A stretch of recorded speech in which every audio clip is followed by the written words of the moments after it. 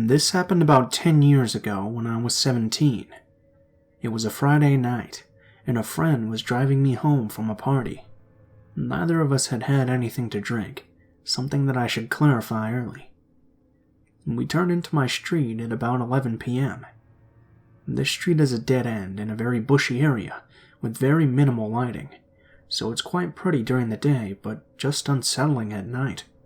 And topping off the creepy factor, there was a swing that hung from a large tree in front of a house at the top of the street as you turn in.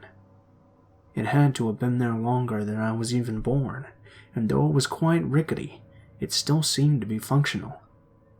Having said that, I don't have any concrete memories of it being used in the past 5 or 10 years. I'd always joked about how creepy this swing was to people when we went past it, but this time it was even creepier, because as we drove past, there was a little girl sitting on it. She looked upset and just had her head hanging down, slowly swinging but not letting her feet off the ground. She slowly looked up as we drove past and kind of gave us this glare. She would have been no older than 8, and as unusual as it was for her to be out this late, my friend and I both assumed she had a fight with her parents and was sulking outside or something. Ultimately, we just really didn't care enough or think that it was important at the time. My friend kept driving for another 15 seconds, till we reached my house halfway down the street, about 250 meters from the swing.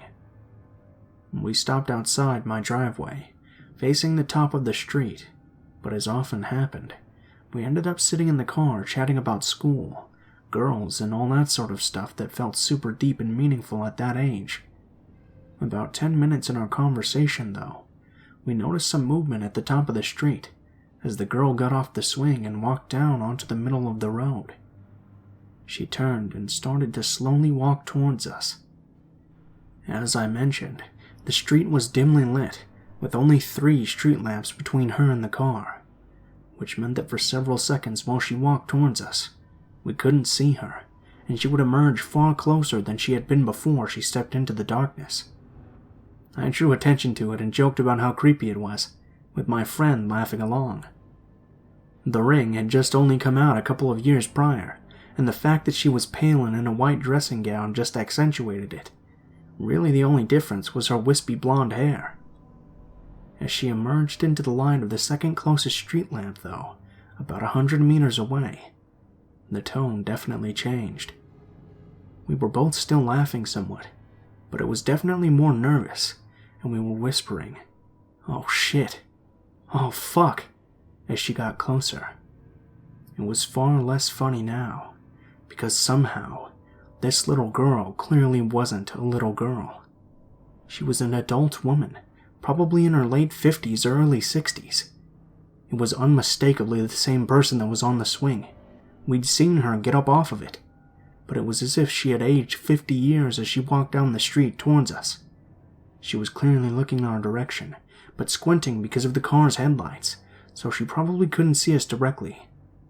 The woman was now about 20 meters away, and I could see her a lot more clearly in the car's headlights. She looked slightly haggard, and the outsides of her eyes were reddish, as if she'd been crying or hadn't slept for a while. As she drew closer to us with each meter, I couldn't stop thinking, that was 100% a little girl 20 minutes ago. What the fuck happened? These were all thoughts I didn't verbalize at the time, but it was clear we were both getting creeped out. When she was about 5 meters away, my friend turned the engine off, auto-locked the doors, and turned the headlights off. Continuing to nervously giggle, we slouched into our seats as the woman scowled in our direction, walking right past the car and mumbling something to herself. After about 5 seconds, we sat upright again, laughing at the situation now that we were more confident it was just creepy and not dangerous. My friend commented she seemed like she was drunk, which I accepted, and we continued to talk for a few minutes, but I was still somewhat unsettled. I didn't look back to see where the woman was, but I knew that this was a dead-end street, and there was nowhere for that woman to have gone. I knew for a fact she didn't live in any of the houses that way, but hoped maybe she was just visiting or something. By this stage, My friend and I had shifted in our seats so we were facing each other. Then suddenly, like a jump scare in a horror movie, I saw the woman quickly emerge from behind my friend's head and stare right at me through the driver's window. She cocked her head as if she was curious at my reaction and leaned forward till her nose was touching the glass. "Fuck!" I exclaimed, jumping up and shaking the car. My friend's eyes and mouth went wide as he slowly turned around, but by then, she had stumbled about a meter away from the car and was no longer looking at us. We sat in silence and just watched her continue to stumble off until she was in the gap of darkness between the first and second streetlight. Even after waiting about 5 minutes, we never saw her emerge. We called it a night, me bolting from the car to my house, and my friend driving off at full speed with the doors locked. Since then, I've told a few people that story as a fun anecdote about how freaky my street is, and every time I pass that swing to this day, I think about it. I've reconciled that clearly we just didn't see the woman properly at first, and that she wasn't the young 8-year-old girl we thought we saw. My friend and I still talk about it, and every time there's an underlying sense of, but we did see her.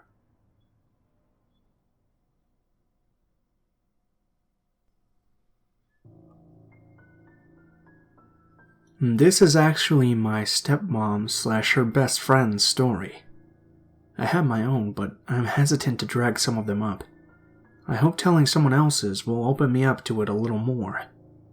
My stepmom didn't like us much, but she told my sister, 3 years older, and I this experience growing up to scare us out of being stupid. It was my family's stranger danger story. My stepmom, we're going to call her Macy, grew up as a kind of privileged teen in the 70s, and her mom had moved their family over there to the States from England when she was about 9. She went to a pretty nice high school in a really nice town. There she made friends with a girl named Lily, who didn't exactly run with Macy's type of crowd. They really hit it off, and Lily would take Macy out to do her type of stuff. Hiking, fishing, sailing. There's even a hilarious set of pictures of them camping. Anyways, because of Lily's influence, the two of them would do stuff like that a good amount. One Sunday, they decided to go hike in some hills about an hour away. Macy put on what I'm sure were her extremely expensive hiking shoes, and the two of them drove off onto the hiking trails. Lily parked in this big clearing with makeshift parking spots, but there were no other cars there. This was only important in hindsight. They started hiking up the hill off the path because Lily fancied herself as something of a badass. The hike was nothing extraordinary. If you asked my stepmom, she would just lament for 15 minutes how sticky and buggy it was. Anyways, they reached the top of the hill and my stepmom was done. The polished, pampered side of her was coming out, and she groaned until Lily begrudgingly said okay. They would rest and then walk down again, slower. They had been heading down the hill for maybe 10 minutes, when Macy started bitching again. Lily conceded to walking down the side of the road instead of the rough hiking trail. So there they are, probably looking like a couple of tools geared up for hiking and walking down a crappy road. And after not even 5 minutes, a truck pulled up next to them. It was red and rusty, and generally looked like a clunker. The guy driving rolled down the window, and the girls looked in through the passenger side. He had a big beard, a baseball cap pulled down, and long brown hair. He greeted them, and even smiled through his beard, asking if they needed a ride. Macy described him as charming and even cute. Lily says the moment he greeted them, her hackles went up. Despite her better judgment, my stepmom convinced her to get in the truck with her. It must only be a 10-minute drive down to the car, tops. The two girls opened the passenger side door to this rusty old thing, and the guy directed them behind the seat to get into the back. They settled in, and the truck started rumbling forwards. Lily always says that was the pointed hint on a mistake they had just made. The back seat was clean enough, but there was a rope on the floor behind the driver's seat, and the 4 boxes of saran wrap half hanging out from under the passenger seat. It seemed creepy and weird and out of place, but Lily didn't want to freak my stepmom out, so she kept her mouth shut. After 10 minutes, though, the woods didn't look any clearer, and they hadn't seen another car the whole time. Lily asked how long he thought it would be. He said he was taking a different route down the hill and had to stop somewhere to get something first. That was it. The girls were 16 and 17, and Lily didn't want to press the issue. She was scared. She can remember his hair because she was sitting behind him. He looked like a woodsy guy, but his hair was super tangled and dirty.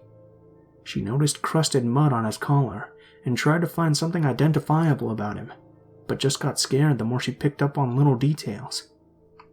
He was youngish, strong-looking, and had a foot on both of them, so they didn't ask any more questions, and he didn't offer any information, and they drove on in silence.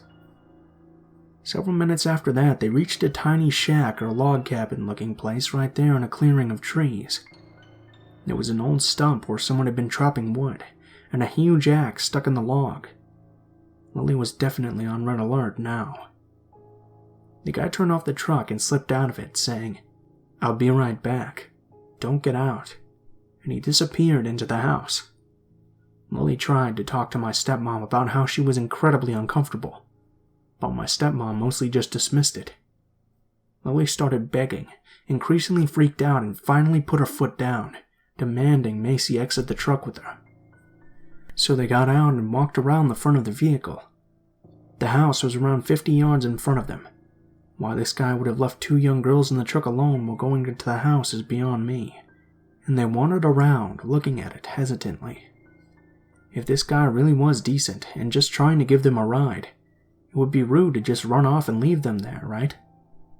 My stepmom had this strict upbringing when it came to manners and a public persona, and she saw it as an issue of that nature, so she actually started to get back to the truck, opening the front door to climb in behind the driver's seat. Lily was pissed off and followed her to yell some more. On the driver's side floor, half hidden under the seat, there was a big hatchet. It had dried red and brown stains covering the blade and stuck to the floor under it. Lily understandably lost her shit, and seeing it, my stepmom started getting hysterical. They decided that leaving was by far their best option at this point, and booked it off to the side of the property into the trees. They bumbled around in the trees for a little while, until Lily was fairly confident they were on their way back down the hill. My stepmom cried all the way down. Lily felt bad about it, but was also completely freaked out that he would hear it, and kept trying to calm her down. When they finally got back down to the bottom, and saw the old wooden fence that surrounded the original parking area, they were relieved. But as they got closer, they saw it. The truck. It was parked on the other side of the gravelly makeshift lot, just sitting there facing the other way innocently. They couldn't see if anyone was in it, and of course Macy wanted to run for the car, but Lily was super hesitant. She managed to calm my stepmom down, saying she wanted to wait before running out into the open to see what was out there. Remember, this is the 70s. No cell phones. There was no ranger station or anyone around. The parking lot was big and empty, and open, and who knows what would have happened if they decided to just stroll across it. Thankfully, Lily convinced my stepmom to chill, and the two of them hunkered down against a big tree, hidden by bushes and other trees. They waited it out for what seemed to be a couple of hours when dark started to fall. All the animals started coming out and making noises, and my stepmom predictably started getting antsy about this and bothering Lily, who was tired and moments away from giving in. She was just planning their dash to the car when they heard a clunk. Across the twilight-lit lot, they watched as one of the back doors of their car swung open, and the bearded guy slid his way out of the back seat. He got out, shut the door, looked around at the surrounding woods for several moments, and then walked back to his truck. The truck lumbered past their car and out of sight. Several minutes after watching him drive away, they sprinted to their car as fast as they could, jumped in and peeled out before they had even shut the doors. If this guy's still alive, he must be really old, but still, let's just not meet.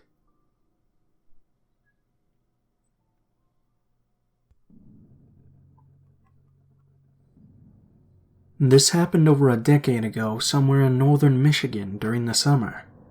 My friend, Kathy, who was 18, my boyfriend's half-sister, Mai, 16, and I, 17, drove down from our hometown to visit friends, and were on our way back home in Kathy's shitty little Geo.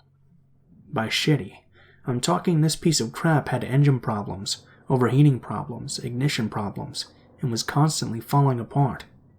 More than once it had stalled or just stopped working in the middle of the street while we were trying to get somewhere.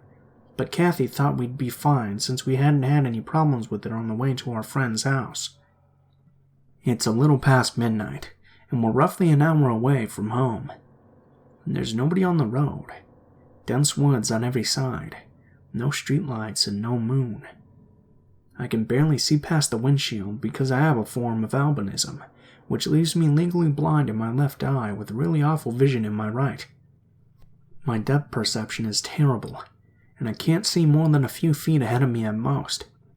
But usually I can make out lights and other cars when they pass, and sometimes street signs and people when they're close enough. We drove down this narrow, hilly road, and on the descent down a hill, the Geo makes a strange sound. Kathy starts braking, and when we get to the bottom, the car just quits working. Kathy swears and turns on the hazard lights.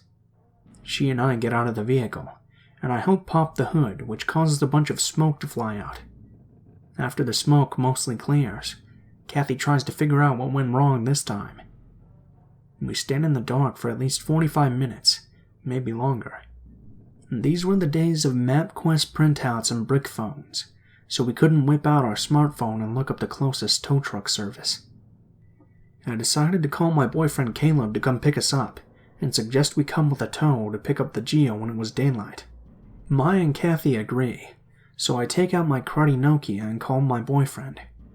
That's when I realize there's no service. I ask them both if either of them have service, and they both check and shake their heads. Mai gets a bit panicky, and we all hold our phones up trying to get a signal to no avail. It's hot as fuck, and after failing to get any kind of service, we're all feeling a bit spooked and uncomfortable. Mai begs us to do something, because she's more afraid than Kathy and I. Kathy attempts to calm her down, and I wonder if the thick woods and hills are just blocking out our reception. I tell them both to wait by the car, and walk away from them up the hill we had just come down holding my phone out. Still no signal. I walk further and further away until I reach the top of the hill. I can't see the outline of the Geo anymore, but I can still hear Mai at a distance. Even at the top, I don't get a signal. I know it's gotta be the trees in the way, so I get the idea of climbing up a tree and calling from there, just to see if it works. In hindsight, this wasn't my brightest idea, but me being an idiot, I saunter off into the woods alone in search of a climbable tree. At this point, I just want to go home, and this is the only thing on my mind. I find a nice one with low branches and lift my body upwards towards the trunk. I climb higher and higher, and about midway up the tree, I feel my pack of cigarettes fall out of my shorts pocket. I'm kind of annoyed, but I figure I can just look for them when I climb back down. I take my phone out, and hold it up once I get near the top. I have service, finally. Relieved, I call Caleb, but he doesn't pick up, so I call again until he does. He answers in a sleepy but pissed voice, but I'm having none of that and simply explain our situation. He asks where we are, and I give the name of the road and my best guess as to how far along we are on it. He says he'll be on his way, and tells me to go back and wait with the girls, then yells at me for being stupid and climbing a tree alone in the dark with my bad depth perception. I assure him that I'm fine, but he's skeptical, and we hang up. I start climbing down the tree, but my hand touches a big glob of sap, so I stop and try to wipe the sticky goo off on my shirt. I'm already sweaty and gross, so I'm not too happy about the sap. While I'm failing at getting this crud off my hands, I hear the strangest sound from somewhere below me. I completely freeze, not being able to place what the hell that sound is, but it's moving pretty fast. I stare into the darkness below me, but I can't see shit. I just hear this noise continuing. It comes closer and closer, and then I hear it right below my tree. Then it stops right under me. I hold onto the branches as tight as I can and wait. I hear leaves shuffling and twigs snapping, and after a while that stops and the weird noise starts again, but it's heading away from me deeper into the woods. I wait until I can't hear that sound anymore, then finish climbing down and jump out of the tree. It's completely silent now besides the sound of the woods, so I grope around on the ground for my cigarettes. I can't find them, so I make my way out of the woods and back towards the road. I jog down the hill, and when I reach the bottom I notice May and Kathy are not standing outside the car anymore, and the hazard lights are off. I walk over to the car and Mai rolls down the window a little bit and whispers in a panicked voice, "Elizabeth, where the hell were you?" I point back over my shoulder towards the hill and started to explain that I called her brother, but Kathy yelled, "What are you doing? Get the fuck back in the car!" I gave them a weird look, but Mai unlocks and opens the door, and I crawl into the back seat with her, slamming it behind me. Kathy slams the locks and double-checks them while Mai rolls up the window and makes sure the rest are rolled up too. One of the windows is never closed all the way, but there's less than a finger space, so it's not too big a deal.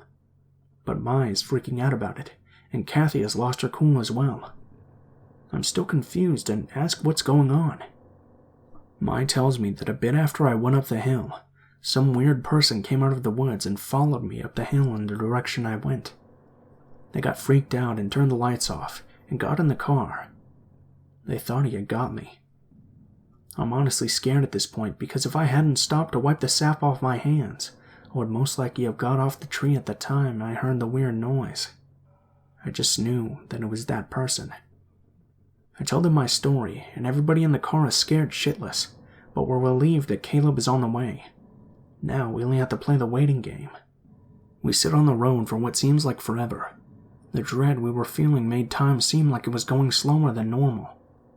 Kathy and Mai are looking out the window, surveying the area, and I'm just sitting here hoping Caleb will hurry the fuck up and come rescue us. Then I suddenly hear Mai whine, "Oh my God," and she starts crying. Kathy snaps her head to where Mai is looking and stifles a gasp. I look where they're facing, but I can't see anything but the darkness. Then I hear it through the small opening in the window. Swish, swish, swish. Mai ducks down as though doing that will make her invisible, and Kathy hides her head behind the steering wheel. I follow their lead and hunch down in my seat, but the noise comes straight up to the window. I can almost make out the silhouette of a tall, skinny man, and then he presses his face against Mai's window, and I finally see him. Nobody screams. You'd think we would, but it didn't happen. We all just stared at each other.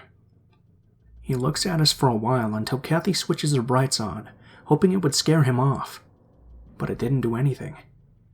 The dude just walked in front of the car and stood in front of the headlights.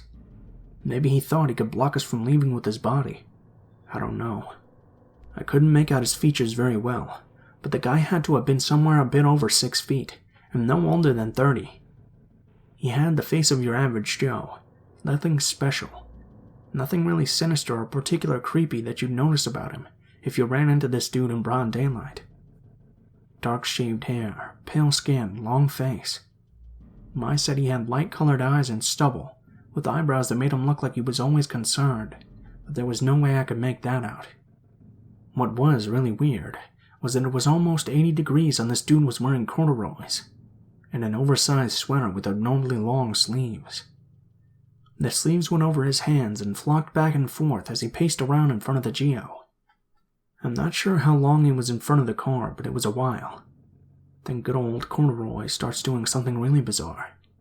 He bends his arms up towards his face, which I can only describe as looking like a praying mantis because of the way his sleeves were hanging, and then he begins walking circles around the car, rhythmically taking 2 steps forward, 1 step back, like goddamn Willy Wonka, but on speed or something. This is where I noticed the swish sound matched up exactly to the same sound I heard when I was back in the tree. He was doing the 2 steps forward, 1 step back in the fucking woods when he was going after me, as though this wasn't weird enough already. By now, Mai was sobbing, and Kathy seemed like she wanted to vomit, so I felt like I had to be the brave one. I looked at the slight space in the open window, and when he orbited his way over there, I said, "Hey man, can you just stop? You're really freaking us out." Corduroy definitely heard me, so he swished to a halt and looked back into the car through the windshield straight at me. I asked him very firmly to leave, and he took an extended pause, smiled, and then walked his way out of my line of vision into the darkness. After a while, Kathy said he disappeared into the woods, and we couldn't believe that it worked. We awkwardly laughed about what a weirdo he was and glad he left and whatever, and we went back to waiting for Caleb, somewhat reassured but still paranoid. But after some time, I heard Kathy say, "Oh no, he's back." I couldn't see, but apparently he was doing the 2 steps forward, 1 step back parallel to us on the side of the road. At this time, he had a big tree branch he was holding with his sweater-covered hands. I got scared again, and I held her hand so she'd feel better about it, even though I was really scared too. It was awful because I didn't know if he was coming towards us or if he was moving away, or what the hell he was up to. It was kind of like when you know there's going to be a jump scare in a horror movie. Then I hear Corduroy walk back towards the Geo, and on my window he smacks it with the tree branch. Maya and I panic, and I scoot close to her as possible. They see the dude back up into the woods, then come running back and slamming the branch back into my window like he's jousting with no horse. Thankfully the window didn't break, but it got terrifying hearing his clothes swing after a while, and he did this over and over. Kathy perks up in her seat and starts pointing at the road ahead. "I see headlights." She blares the horn and flashes the lights. Lo and behold, it's our savior, Caleb, and he brought his older brother, Alex. They both get out of his car and head over to us. Maya's sobs turn into joyous laughter as her brothers approach. Now, Caleb and Alex have always been tall guys. Walking around with them was like walking around with high elves. It felt very safe. Caleb was 6'8" and Alex is around 6'5", so I thought 2 dudes taller than the Corduroy Jouster would make him leave. But no. Caleb walked towards the man trying to assess the situation, and Alex comes over to the car and taps on the window, telling us to get out. Kathy gets out and he walks her over to his car. Then he comes back and puts the car in neutral so he can push it off to the side of the road. Maya and I slowly get out, and Maya makes a bolt to her brother's car. I help Alex push the car to the side while Caleb distracts the Corduroy Jouster by holding the end of his stick and telling him to fuck the fuck off. Corduroy yanks the branch away from Caleb and starts backing up by going 2 steps backward, then 1 step forward, and disappears into the darkness down the street. I can't see him, but Caleb can. The dude backs up pretty far away, and then comes launching at Caleb, who sprints the other way down the road because that stick could have really hurt him.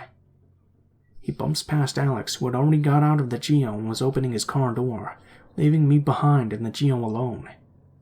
The man had apparently changed directions and aimed his attack at me, but I couldn't really see. I just hear everyone shouting my name. This startles me, and I jump to the side of the Geo, hearing him smash his stick into the back window with a loud thud. I take the long way around the car and sprint off into the road and feel Caleb grab my arm and tug me over.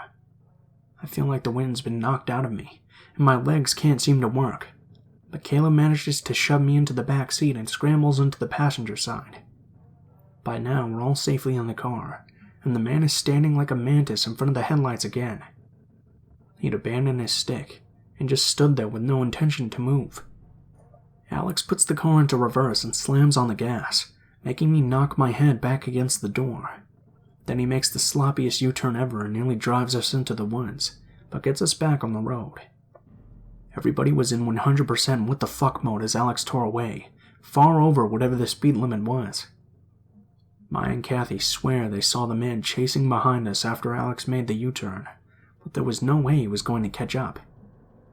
The next day I went back there with Caleb, Kathy, and the dude from the tow truck place.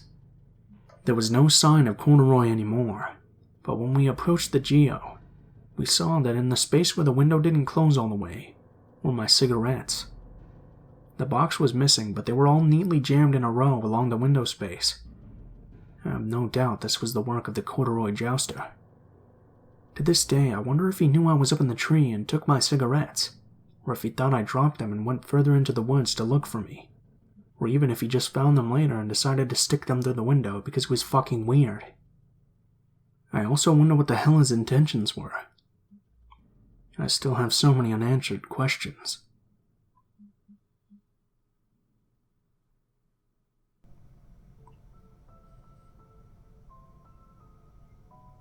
What is up, guys? Blue Spooky here, as always. I just wanted to thank you guys so much for watching, especially if you made it this far to the end of the video.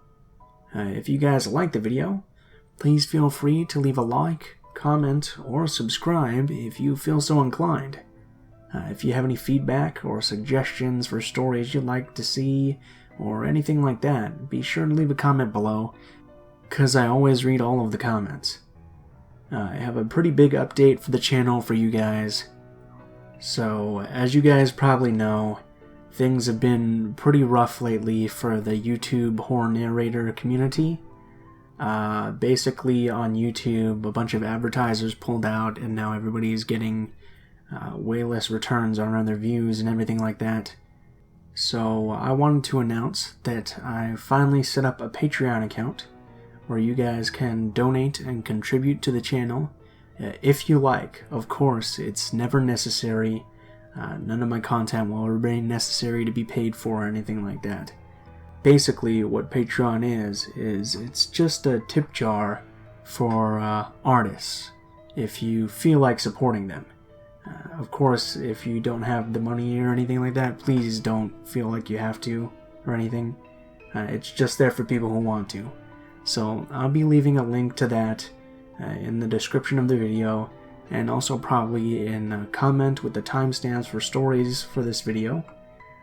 Please give me feedback on what you guys think about that. I'm a little bit nervous about it, but I hope it will go over well, and I hope you guys understand why I'm doing that. If you'd like to contact me, or if you have any stories you'd like to send in or that you'd like me to read, please be sure to take a look in the description of the video below. There will be links to all of my social media, including my Facebook, Twitter, and Gmail accounts. Send me a message on any of those, and I'll try to get back to you as soon as possible. If you do decide to send in a story, please be sure to include in the header of the email, or whatever you choose to send, what the title of the story is, what the theme of the story is, if it has any, and how you would like to be credited in the description of the video the story appears in. If you're curious about the music used at all in this video, the music is always in the description below, in the order which it appears in the video, and I also leave links to the artists themselves in case you like their music and would like to give them support and check out more of their work. And of course, if you have any constructive criticism, please be sure to leave it in the comments below, as I'm always looking for new ways to improve the channel. Thank you guys so much for watching, and I hope you guys have a wonderful day.